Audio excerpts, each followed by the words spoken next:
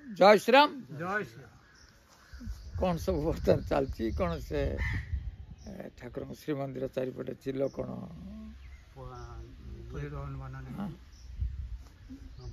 उड़िला ना कौन बनाने पड़े चारिपटे उड़िला बाना उड़ेला खराब कौन बाना तो उड़ेला असुविधा तो नहीं भल जे जदि चिल खराब तो कलिजुग दर्द ना कलिजुगे ठाकुर बाना उड़िला भल कथा ठाकुर धर्म प्रचार भल ता खराब कौन हो सी कौन गोटे मड़ फड़ धरिकी बुलता तुमको लगी था मारिदेवे कौन कर अच्छा ता बाना धरिक उड़िला ये बाना धरिकी आम समस्त उड़ौना कौन असुविधा तो किसी ना से बाबद ता सहित कौन कलिजुग रहीगला कथाटा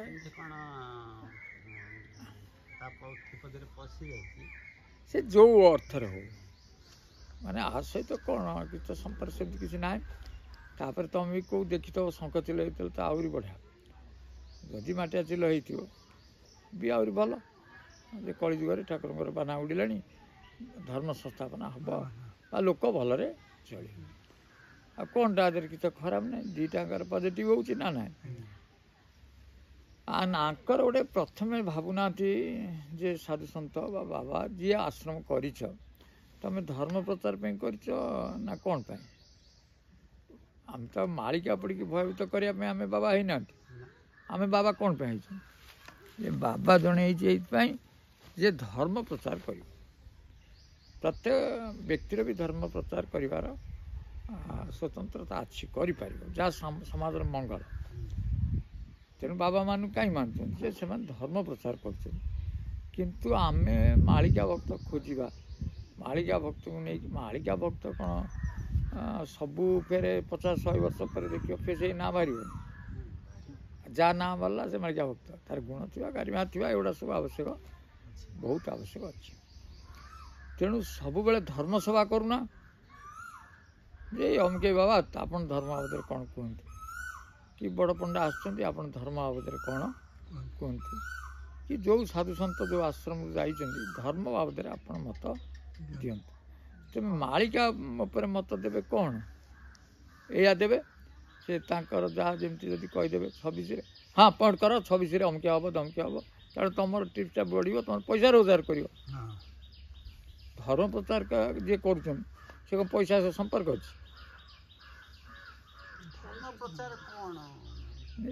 धर्म प्रचार अच्युत महापुरुष कर ना हरिदास कर ना अभिराम परमहंस कर ना अनुकूल निगमानंद कर ना रामकृष्ण कर धर्म प्रचार कर ना मालिका प्रचार कर से सब माया जे मालिका शब्द को जे अच्युत कथा बुझी पारन बोली तुम एत बाट चली कारण कार कौ महापुरुष गोटे सीमा दिए ना से जी निराकार जानी थे जो अच्युत महापुरुष सी निराकार भी क्या सीमा देना पृथ्वी कौ दिन ध्वंस हम ये शिष्य शिष्य वृत्ति अंश सी कहीं समय देदेले अमुक दिन सर किसी हबार ना जड़े न जानी लोक कहीदेव जी जानी अच्युत महापुरुष से कहीं कह बेल तो निकट है बेल तो निकट होता क्या परमहंस लिखी जे स्वाधीनता पाइले से कौन कली कहते इंग्रेज को इंग्रेज हाथ मुक्ति होगलानी मुगल हाथ मुक्ति है से गुड़ा सब कही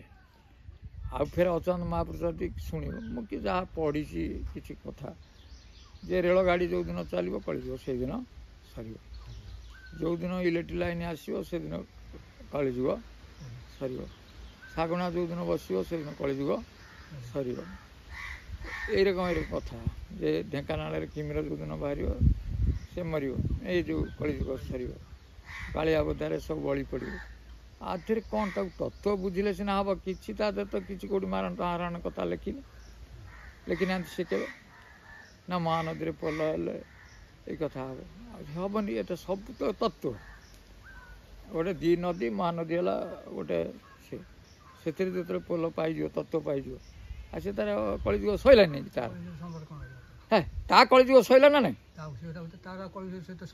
ना ता कली सैला तार गोटे व्यक्तिर कली सरीगला जदि महानदी बाटटा पोल होगा ना कौन टा लिखी रेलगाड़ी चलने माने कुंडली शक्ति जागृत हेल्ले तार कली सैला ତାର ଇଲେକ୍ଟ୍ରିକ୍ ତାର ମାନେ କରେଣ୍ଟ ବଡ଼ିରେ 11,000 ଭୋଲ୍ଟରେ କରେଣ୍ଟ ଆସେ ଯେଉଁମାନେ ସବୁ ଜାଣିଛନ୍ତି ତତ୍ତ୍ୱ ବି କଳିଯିବ ସରେ। ଆଉ କ'ଣ ଢେଙ୍କାନାଳରେ କିମିର ବୋଇଲେ ଢଙ୍କା ହେଇଛି ଯେଉଁ ନାଳଟା ବ୍ରହ୍ମରନ୍ଧ୍ର ଆର 1.5 ଇଞ୍ଚ ତଳେ ସେଠି କିମିର ବୋଇଲେ ଏଇ ସାତଟା ନାଳକୁ କହନ୍ତି କ'ଣ ଏଇଟାକୁ ସାତ ସମୁଦ୍ର କହୁଛନ୍ତି ତାକୁ ମାୟା କହ ଯାହା କହ। ଆରି କତିରେ ଗୋଟେ ମାୟା କୁମିର ଅଛି ମାୟା ଚେତନାଟା ଅଛି। ଆମ ଶରୀରରେ ଗୋଟେ ମାୟା ଚେତନା ବୁଝୁଛି ନା ଆଉ ସେ କ'ଣ ସେ ଚେତନାଟା ଅଛି କି ଘର ସଂସାର କରିବା ନେଇକି ଯେଉଁ ଚେତନାଟା କାମ କରୁଛି। ଆଉ କୁମିର ବୋଇଲେ ଏଇ ସାତେ ଆଉ କ'ଣ ଗୋଟିଏ କିମିର ସେ ତାର କାନ ସହିତ ମିଶିଲେ ତାର କାନ ଶୁଣିବ ଆଖି ଦେଖିବ ନାକ ଦେଖିବ ସେ କିମିର ନାଟକ କରୁଛି ନା କିଏ ତାକୁ ସେ ଢେଙ୍କାନାଳକୁ ଢେଙ୍କାନାଳ ଲେଖିଲେ ତତ୍ତ୍ୱରେ ଢେଙ୍କାନାଳରେ କୁମିରଟା ଅଛି।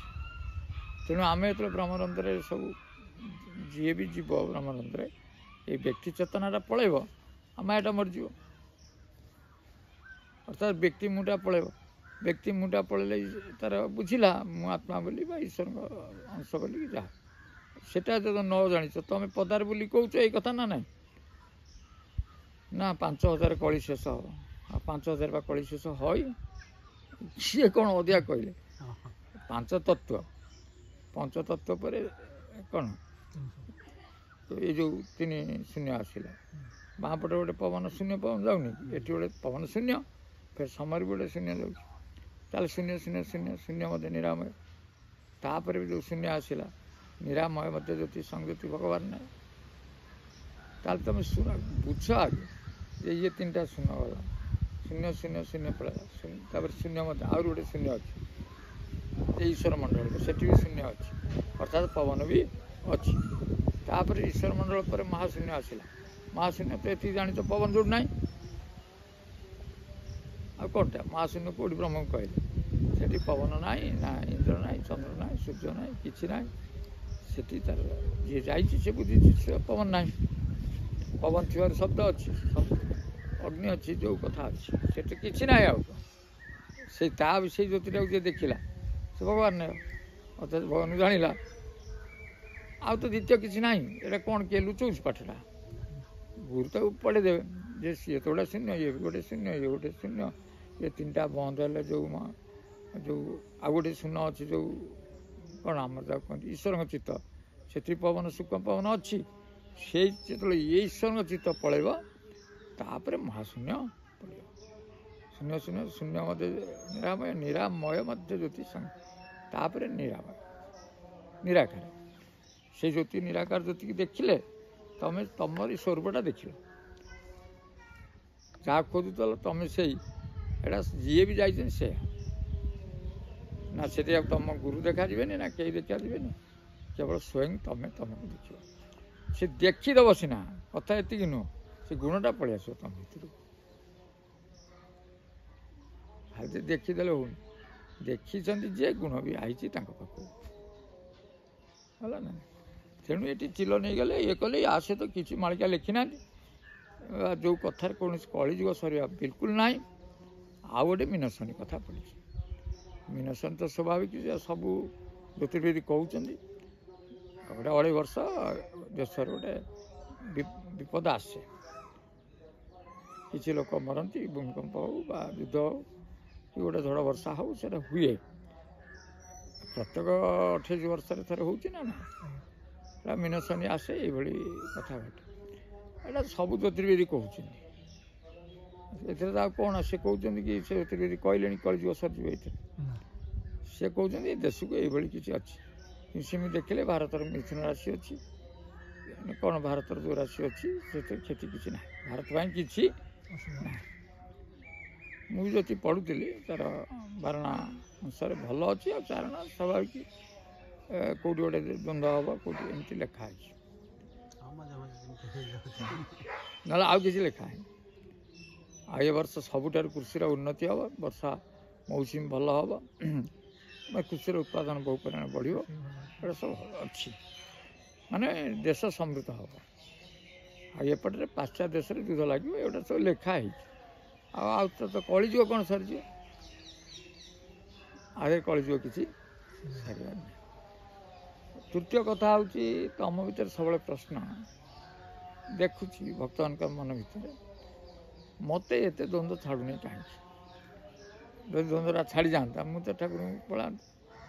ଆପଣ ଯେମିତି କହୁଛନ୍ତି ଆପଣ ଯାଇଛନ୍ତି କି କହିଯାଉଛନ୍ତି ଏତେ ଆମେ ତ କହିଯାଆନ୍ତୁ। କଥାଟା ଏ ଆସେ ମନରେ। କଥାଟା ହେଉଛି ଯେ ସେମିତି ହୁଏ ନା। ଗୋଟେ ଗୁରୁଙ୍କର ଯେତେବେଳେ ଆବିର୍ଭାବ ହେଇଥାଏ, ଯେତେବେଳେ ହନୁମାନଙ୍କର ଆବିର୍ଭାବ ହେଲା ସେତେବେଳେ ସବୁ ହନୁମାନ ହେଲେ, ଜଣେ ସେତୁ କଲା ଜଣେ। ତେଣୁ ସେତୁ ଅର୍ଥ ତତ୍ତ୍ୱ। ତେଣୁ ତତ୍ତ୍ୱକୁ ଯିଏ ବ୍ରହ୍ମ ତତ୍ତ୍ୱକୁ ଦେଇପାରୁଛନ୍ତି ସେଇ ବ୍ରହ୍ମ ତତ୍ତ୍ୱ ହିଁ ତୁମକୁ ନିର୍ବାଣ କରିବ ବା ତୁମକୁ ଯାହା ନେବ। ତୁମର କି ଶକ୍ତି ଅଛି ସେଟା କରିବ। ଯଦି ସେଇ ଶକ୍ତି ତାର ସେ ନିଜେ କରୁଥାନ୍ତା ତାହେଲେ ସିଏ ବି ଶକ୍ତିମାନ ଦେଖାନ୍ତା ଯେ ତୁମର ବି କରିଦେବ। କାରଣ ତାର ଡୋରି ଲାଗି ସେ ଯାଇଛି। ସେ କ'ଣ ଆଉ ମଣିଷ ହାତର କଥା? ତାର ରେଳଗାଡ଼ି ଚାଲିଲା, କରେଣ୍ଟ ହେଇଗଲା ବଡ଼ି, ସେ ପଳେଇଲା ବ୍ରହ୍ମକୁ। ଏଟା ତ ତାଙ୍କ ଇଚ୍ଛା ନା। ଆଉ ତାଙ୍କ ଇଚ୍ଛାରେ ସେଠି ଆସିକି ସେ ତତ୍ତ୍ୱକୁ ତା ନିଜେ ବଖାଣିଲା।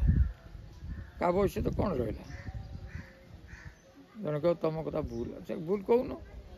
ପ୍ରତ୍ୟେକ ଗୁରୁ ଆଇଛନ୍ତି, ଯଦି ତୋର ପରୀକ୍ଷା କରିବା କଥା ସିଧା ଆସି ପରୀକ୍ଷା କରୁନ, କରିପାରିବ। ଏଟା ହେଉଛି ଜ୍ଞାନ ଦିଗ। ଆଉ ଆମେ ମାଳିକା ବିଷୟରେ କ'ଣ କହି ଲୋକକୁ ଡରେଇବ? ମାଳିକାରେ କୋଉ ତ ମୁଁ ବହୁତ ବହି ପଢ଼ି ସାରିଲିଣି, କୋଉଠି ଲେଖା ହେଇନି। 5000 ମାନେ ଏଇ 5ରେ 3ଟା ଶୂନ। ଆଉ ଶ୍ଵେତ ତୁଳସୀ ଆଣିବେ ବିଦେଶରୁ, ବିଦେଶରୁ ଆସିବା। ଶ୍ଵେତ ବିଦେଶ ମାନେ ଆମର ଦେଶ ହେଲା ଶରୀର, ବିଦେଶ ହେଲା ସେଇଟା। ଦେହ ବିଧେୟ ଆଉ କ'ଣ? ସେ ବିଧେୟ ଲୋକକୁ ଗଲେ ତମ ପ୍ରେମ ପ୍ରାପ୍ତ ହୁଏ, ପ୍ରେମ ତୁଳସୀ। ଆଉ ଇଏ ତ କହିବ ଯେ ଇଏ ଯେ ଗରୁଡ଼ ପୃଷ୍ଠରେ ଗଲେ, ଗରୁଡ଼ ପୃଷ୍ଠ ଯାଇ ପ୍ରେମ ଏ ଯେଉଁ ତୁଳସୀ ଆଣିବେ, ସେ ମାର୍କଣ୍ଡ ଠାରେ ମରିବେ। ଇଏ କ'ଣ କି ମାର୍କଣ୍ଡ କେଉଁଠି ବୁଝୁଛନ୍ତି ନା ଜଗନ୍ନାଥ କେଉଁଠି ଅଛନ୍ତି? ଏଠି ଅଧିକା ପଡ଼ିବ ଜଗନ୍ନାଥ, ମରିବ ମାର୍କଣ୍ଡ ଠାରେ। ତୁମେ ଜଗନ୍ନାଥ ମତରେ ଯେଉଁ 3 ଠାକୁର ତ୍ରିଗୁଣରେ ତୁମେ ଯେତେବେଳେ ଅଧିକା ପଡ଼ିବ, ମାର୍କଣ୍ଡ ବୋଇଲେ ତ୍ରିକୁଟ। ମାର୍କଣ୍ଡ କିଏ? ଲିଙ୍ଗ, ଶିବ ଲିଙ୍ଗକୁ ମାର୍କଣ୍ଡ କୁହାଏ। ମାର୍କଣ୍ଡ ଋଷି କ'ଣ ଅମର କାହିଁକି ହେଇଛନ୍ତି? ନା ଏଇ ଲିଙ୍ଗଟାକୁ ପୂଜା କରିକି ସନ୍ତୁଷ୍ଟ କରିକି ସେ ଅମରତ୍ୱ ପାଇଛନ୍ତି ମାର୍କଣ୍ଡ। ତେଣୁ ସେ ମାର୍କଣ୍ଡ ଠାରେ ମରିବ। ଅର୍ଥାତ୍ ତୁମେ ଯା ତ୍ରିଗୁଣ ଦ୍ୱାରା ତୁମେ ଯିବ ଠାକୁରଙ୍କୁ ଶରଣ ପଶିବ। ଏ ତ୍ରିଗୁଣରେ ଶରଣ ପଶିକି ତୁମ ଯେଉଁ ମୁଁଟା ମରିବ କେଉଁଠି? ମାର୍କଣ୍ଡଠାରେ ନା ନାହିଁ? ଲିଙ୍ଗଟା ଯେଉଁ ଅଛି ହକ୍ୟ ସେ ଚାଲିଗଲେ, ତୁମ ମୁଁଟା ମଲାନି। ଆଉ କ'ଣଟା ତ କିଛି ଲେଖିନାହାନ୍ତି, ଏଇଠି ଲେଖିଛନ୍ତି। ଆଉ କିଛି ଲେଖାଏ।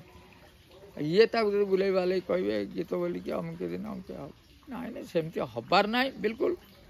ଗାଳି ଦିଅନ୍ତୁ ମୋତେ, କିଛି ବି ହବାର ନାହିଁ। କିନ୍ତୁ 2.5 ବର୍ଷ ତା ବିପଦ ଅଛି, ଏଇଟା କେହି ଅସ୍ୱୀକାର କରିବେ ନାହିଁ। ପ୍ରକୃତିର ନିୟମ। ତେଣୁ ଆଦରୁ ବଞ୍ଚିବା ପାଇଁ ବା ନିଜେ ଭଲ ମଣିଷ ହେବା ପାଇଁ ତେଣୁ ନାମ ନିଅ, ଗୁରୁବାକ୍ୟରେ ଚାଲ, ଧର୍ମ ପ୍ରଥା ଆଚରଣ କର। ଇଏ କରିବା ଦ୍ୱାରା ସବୁ ଗ୍ରହ ବି ସନ୍ତୁଷ୍ଟ ହୁଅନ୍ତି। ଗୋଟେ ଭଲ ଲୋକ କଷ୍ଟ ଦିଅନ୍ତି ନାହିଁ। ଏମିତି ଠାକୁର ବି ଆମେ ପଚାରିଥାଉ। ଆଉ କଥା ହେଉଛି ଆମେ ଇଚ୍ଛା ମୃତ୍ୟୁ 100% ଠିକ୍। ଆମେ ଇଚ୍ଛାରେ ମୃତ୍ୟୁ ହେଇପାରିବ, କିନ୍ତୁ ଇଚ୍ଛା ତୁମର ହେଲେ ତ ଇଚ୍ଛାଟା ତ ଆମେ ତ ଗୁରୁ ଦେଇନାହାନ୍ତି ଯେ ତୁମେ ଆଦରେ ନେଇକି ଧନ ରୋଜଗାର କରିବ। ତୁମେ ଇଚ୍ଛା ମୃତ୍ୟୁରେ ଯାଇପାରିବ। ଯେତେବେଳେ ଦେଖିଲ ତୁମକୁ କଷ୍ଟ ଲାଗିଲା କି ଇଏ କଲା, ତୁମେ ଇଚ୍ଛା ମୃତ୍ୟୁ ପଳେଇଯିବ। କିନ୍ତୁ ଏବେ ଘର ସଂସାର ଛୁଆ ଗୁଡ଼ା ଅଛନ୍ତି, କେମିତି ଇଚ୍ଛା ମୃତ୍ୟୁ କରିବ? ତାମାନେ ଡାଉଟ୍ ହେଉଛି ଗୁରୁ ଉପରେ। ଆଉ ଯେଉଁମାନଙ୍କର ଡାଉଟ୍ ହେଉଥିବ, ନାଇଁ ସେମାନେ ତୁମ କର୍ମ କର, ଛୁଆ ପିଲାଙ୍କ କର୍ମ ଯେମିତି ଧର୍ମପତ୍ର ନେଇକି ଚଳାଅ। ଆଉ ଯିବା ବେଳ ତ ଅଛି। ଆଉ ସେ କ'ଣ ତୋର ସେ ବେଳ ଆସିଲେ ଗୁରୁ କ'ଣ ଜାଣିବ? ଆଉ ଏବେଠାରୁ କ'ଣ କେମିତି ଏବେଟା ଜାଣିଲେ ତ ଜାଣିଲେ ତ ଗଲ ନା, ଜାଣିଲେ ତ ଗଲ। ସେଇ ଯେଉଁ ଫେରିବାଟା କହିଲି ନା, ଏକ ସମୟରେ ଏତେ ଗୁରୁ ଆସନ୍ତି। ଅର୍ଥାତ୍ ଗୁରୁ ତତ୍ତ୍ୱଟା ହିଁ କାମ କରେ। ଗୁରୁ ତତ୍ତ୍ୱ ହେଉଛି ଧର୍ମ ପ୍ରଚାର। ମୁଁ ତତ୍ତ୍ୱ ଜାଣିଛି କିନ୍ତୁ ଘରକୁ ଗଲାବେଳକୁ ହିଂସା କରୁଛି, ସେମିତି ନୁହେଁ। ଯଦି ଗୁରୁ କରିଛ ତାହେଲେ ଧର୍ମପଥ ଆଚରଣ କରିବା ଦରକାର। ଆମେ ଧର୍ମପଥ ଆଚରଣ ନ କରିବା ସେଇଟା ଅଲଗା କଥା। ଗୁରୁ ସେଠୁ ଦେଖନ୍ତି କିଛି ନାହିଁ, 5-2 ଜଣ ଯଦି ହେଇଗଲେ ମୋ କଥାଟା ବୁଝିଗଲେ, ସରିବ, ବୁଝିଯାଉଛନ୍ତି ଚାଲ। ଆମେ ପ୍ରତିଦିନ, ମୁଁ କହୁନଥିଲି ମୁଁ ପ୍ରତିଦିନ କାଲିକି ଆଉ କାମ କିଛି ରଖୁନି, କାଲି ମୋର ଯାଇପାରେ। ତେଣୁ ଆଜି ମୋର ପରିଷ୍କାର ରହିବ, ଆଜି ପରିଷ୍କାର ରହିବା ଦରକାର। ଯେ କହିବନି ଯେ ଏତିକି ଟଙ୍କା ସେ କ'ଣ କୁଆଡ଼େ କରିଦେଇ ଗଲା, ନାହିଁ, ପରିଷ୍କାର ହେଇକି ପଳେଇବ। ଯେତେବେଳେ ଇଚ୍ଛା ହେବ ଯିବ। ଆମେ ସେ ଇଚ୍ଛାଟା କରିନା। ଇଚ୍ଛାଟା ସଂସାର ଆଡ଼କୁ କରିଛୁ, ଇଚ୍ଛାଟା ମୃତ୍ୟୁ ଆଡ଼କୁ କରୁନା। କି ମୃତ୍ୟୁ ନ ହେଇଯିବ ଦେଖିବ 7-10 ଦିନ ଭିତରେ ମୃତ୍ୟୁ ହେଇଯିବ। ପଳେଇଲା ମୃତ୍ୟୁ ଧାରାଟାକୁ ନା, କିନ୍ତୁ ଚାଲିଗଲା ପରେ ଆଉ ଫେରିବ ଏ କଥା ତ ମୁଁ ବି ଗ୍ୟାରେଣ୍ଟି ଦେଇପାରୁନାହିଁ। କାହିଁକିନା ମୋ କେଉଁ ଗ୍ୟାରେଣ୍ଟି ଥିଲା ତେଣୁ ଗୋଟିଏ କଥା ଭଲ କାହାଣୀଟିଏ କହୁଛି, ଏତେ ମନକୁ କହିଯାଉଛି, ତୁମେ ତ ପଚାରନା ମୁଁ ଯାହା କହୁଛି ସେମିତି ଟ୍ୟାକ୍ସ ଦେଲେ ଯାହା ହୁଅନ୍ତା। ଟ୍ୟାକ୍ସ କହିଲେ ମୁଁ ଯୁକ୍ତିଟା କରେ। ସେ ଗୋଟିଏ ଶିଷ୍ୟ ସେମିତି ଆଶ୍ରମରେ ରହିଲା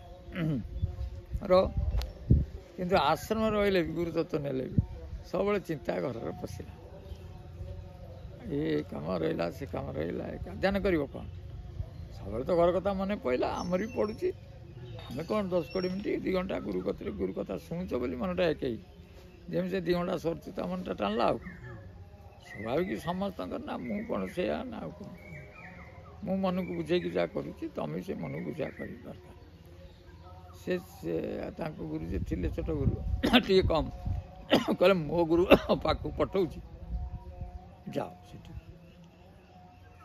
ସେ ଗଲେ, ସେ ଗୁରୁ ଦେଖିଲେ କ'ଣ ନା ରତ୍ନାକର ପଠେଇଛି। ଆଉ ସେ କ'ଣ ହେଇଛି ରେ ବାବା? ନା ସବୁବେଳେ ଘର କଥାଟା ମନେ ପଡ଼ୁଛି। ଆଉ ରହ 8 ଦିନ ରହ। ସେ 8 ଦିନ ରହିଲେ। ଯେମିତି 8 ଦିନ ରହିଲେ, ଦିନେ କହିଲେ ଚାଲ ଭିକ୍ଷା କରି ଯିବା। ସେଠି ଚାଲିଲେ ଭିକ୍ଷା କରି। ଯେ ଭିକ୍ଷା କରି ଗଲାବେଳେ ବାଟରେ ଗୋଟେ ପଥର ପଡ଼ିଥିଲା। କହିଲେ ଆକୁ ଟେକ୍, ଆକୁ କାନ୍ଧକୁ ଟେକ୍। ସେ କାନ୍ଧକୁ ଟେକିଲା। ଗୁରୁ ତାଙ୍କର ଆଗରେ ଚାଲିଲେ, ଇଏ ତାର 50 କିଲୋ କାନ୍ଧରେ ପକେଇକି ଚାଲିଲା। ଗୁରୁ ତାଙ୍କର ଫ୍ରି ଗୋଡ଼ରେ ଚାଲୁଛନ୍ତି, କଠ ମଡ଼େଇ। ଆଉ ଯାଇ ଗୋଟେ ବରଗଛ କତିରେ ବିଞ୍ଚି ହେଉଛନ୍ତି, ବସୁଛନ୍ତି, ହସୁଛନ୍ତି। ଆଜ ଡେରି କ'ଣ କରୁଛୁ? କହିଲା କ'ଣ ମୋତେ କହିଦେଲ ପଥର ନ ଦେ କାନ୍ଧରେ, ତମେ ଫାଙ୍କା ଗୋଡ଼ରେ ପଳେଇଆଲ, ମୋ ଫେଣ ବାହାରିଲାଣି, ମୋ ବଚ ବାହାରିଲାଣି, ପକେଇ ଦେଉନି ଏଠି। ପକେଇଦେଲା। କେମିତିଆ ଲାଗିଲା? ବଢ଼ିଆ। କହିଲା ଆରେ ମୂର୍ଖ, ତତେ କହିଥିଲି କ'ଣ ପଥର ଟେକିବା ପାଇଁ ନା ପଥର ମୋ ସହିତ ନେଇକି ଆସିବା ପାଇଁ ତତେ କହିଥିଲି? କହିଲା ଆରେ ପଥରଟା ଟେକ୍। ଆଉ ତ କହିନଥିଲି ମୋ ପଥରେ ଆ। ତୁ ପଥର ଟେକିଲୁ, ଫେରେ ମୋ ପଥରେ କାହିଁକି ଆଇଲୁ? କାହିଁକି ଆଇଲୁ କହ ମୂର୍ଖ? ମୁଁ ତତେ କହିଥିଲି ଆସିବା ପାଇଁ। ବଡ଼ ପାଟି କଲେ। କହିଲେ ନା ଆପଣ ତ କହିନାହାନ୍ତି, ଆପଣ ଟେକିବା ପାଇଁ କହିଥିଲେ। ଆଉ ମୁଁ ଟେକିକି ଦେଲୁ, ସେଇଠି ପକେଇଦେଲୁ ନା? କଥାଟା ସେଇଠି ପକେଇ ଦେବାର ଥିଲା। ମୁଁ ଯେମିତି ଖୁସିରେ ଆଇଲି, ସେଠି ତ ମୁଁ କ'ଣ ପଚାରିଥିଲି କାହିଁ ଆଣିଲୁ? ତ ଆପଣ କ'ଣ କହିଥିଲେ ଆଣିବା ପାଇଁ? କଥାଟି ସେଇଆ। ସଂସାର ବୋଝ ଆସିବ, ମୁଣ୍ଡେଇ ଦେବ, ଫୋପାଡ଼ି ଦେବ, ମୁଣ୍ଡେଇ ଦେବ, ଫୋପାଡ଼ି ଦେବ। ତାକୁ ଧରି କେମିତି ବୁଲିବ? ଯଦି ଧରିକି ବୁଲିଲ ଆଉ ତ ବୋଝରା କିଏ ନେଲା? ବୋଝ ତାମାନେ କ'ଣ ବାଜି କତିକି ଆସୁନି ନା? ଏଠି ଆଣୁଛି ତାର ପକେଇଦେଲା। କତରା ବୋଝଟା ମୁଣ୍ଡକୁ ନେଲା, ଫେର ପକେଇଦେଲା। କହିବେ ପକେଇଦେବ କ'ଣ ତା ଅର୍ଥ? ନା ତମେ ଭଗବାନ ଛାଡ଼ି ଦେଉନ, ଆଉ କ'ଣଟା ଅସୁବିଧା ଅଛି? କେହି ଆଖି ବୁଝି ଛୋଟ ପିଲା ଗୋଟେ ଯେମିତି ଗୋଟେ ବାବା ଯାଉଥିଲେ ଭାରି, କହିଲେ ମୁଁ ତାଙ୍କୁ ପଚାରିଲି ଆପଣଙ୍କର କେତେ ଗୁରୁ କରୁଛନ୍ତି? କହିଲେ ଗୁରୁ କ'ଣ ହିସାବ କଲେ ପାଇବ? କେତେ ଗୁରୁ ଯେ ତାର ଠିକଣା ନାହିଁ। କହିଲେ ଗୋଟିଏ ଗୁରୁ ନା କହୁନାହାନ୍ତି? କହିଲେ ଗୋଟିଏ ଗୁରୁ କ'ଣ? ମୁଁ ତ ଯାଉଛି, ତାର ଗୋଟେ 10 ବର୍ଷର ଛୁଆ ଯାଉଥିଲା ଦୀପଟା ନେଇକି ଠାକୁରଙ୍କ ପାଖକୁ। ମୁଁ କହିଲି ଆରେ ବାପା, ଇଏ ନେଇକି ଯାଉଛି ଦୀପ, ଇଏ ନିଆଁଟା କେଉଁଠି ହେଲା? ଅଗ୍ନିଟା କେଉଁଠୁ ଆସିଲା? ସେ ହସିଲା, ସେଠି ଲିଭେଇଦେଲା। କହିଲା ବାବା କହୁନାହାନ୍ତି ଇଏ କୁଆଡ଼େ ଗଲା? ଏଇ ଯେଉଁ ଅଗ୍ନିଟା ଜଳୁଥିଲା କୁଆଡ଼େ ଗଲେ କୁହ, ମୁଁ ତାପରେ କହିଦେବି ଅଗ୍ନିଟା କେମିତି ଆଇଲା। ବାଜି ଅନେଇଲା, କହିଲା ବାଜି ହେଇଛୁ, ତେବେ କିଏ କ'ଣ କରୁଛି, ଯାଉଛି ଆଉଛି ସବୁ ଚାଲୁଛି, ତୋର ଜିଦି କାହିଁ ନାଗିଛି? ନିଆଁ କେଉଁଠୁ ଆଇଲା, ଏଠି ନାଗିଲା, ସେ ଅମକେ ହେଲା ଧମକେ ହେଲା, ମୁକ୍ତି। ଆରେ ଏଥିରୁ କ'ଣ ପାଇବୁ? ନା ତାର କିଛି ସତ୍ତା ମିଳିବ? ମୁଁ ଅଗ୍ନି କେଉଁଠୁ ଆସିଥିଲା, ଫେର କେଉଁଠି ଗଲା? ଭଗବାନ ମୋ ଭିତରେ ପ୍ରାଣ ହେଇକି ରହିଛନ୍ତି, ସେ କେଉଁଠି ଯିବେ କିଏ ଜାଣିଛି? ଜାଣିଛୁ ଆଜି ତୋର ଦେହ ହାତ କାମ କରୁଛି, ଏତିକି ଜାଣିଛୁ ଆଜି ମନ୍ଦିର ଯାଇ ବୁଲି ଆସି। ଆଉ ଏତେ କଥାରେ କାହିଁ ମୁଣ୍ଡ ପୁରଉଛୁ? ତୋ ଘର ସଂସାର କର। ଟିକେ ଭଗବାନ କେଉଁଠି ରହିଲେ ନଖ ମାରି ଦେଖିବୁ। ଇଏ ଭଗବାନ ଅମକେଇ, ସେ ଅମକେଇ, ଏତେ ଦେଖିବା ପାଇଁ କିଏ କହିଛି? ତୁ ଭଲ କର୍ମ ପା ଭଗବାନ, ଆଉ କ'ଣଟା କି? ଆମେ ଭଲ କର୍ମ କଲେ ଭଗବାନ ସେଇ। ଆଉ କ'ଣ ଭଗବାନ ତ କହିବାନି ଯେ ଏମିତି କେଉଁଠି ଗୋଟେ ବହିଛି ଧରି ପକେଇବ ଯାଇ, ନା ମନ୍ଦିରରେ ଅଛି କୁଣ୍ଡେଇ ପକେଇବ ଯାଇ, କିଛି ନା। ନିଜେ ଧର୍ମପଥରେ ଚାଲ, କର୍ମ ଭଲ କର, ଧର୍ମ ପ୍ରଚାର ସେଇ ମାଣିକା ସେଇ ଆଉ ଇଏ ଯେଉଁ ପଇସା ରୋଜଗାର ବାଟ ଇଏ ନୁହଁ ବିଲକୁଲ କୌଣସି ଗୋଟେ ପଥ ବି ନୁହଁ। ରଖୁଛି ଜୟ ଶ୍ରୀରାମ।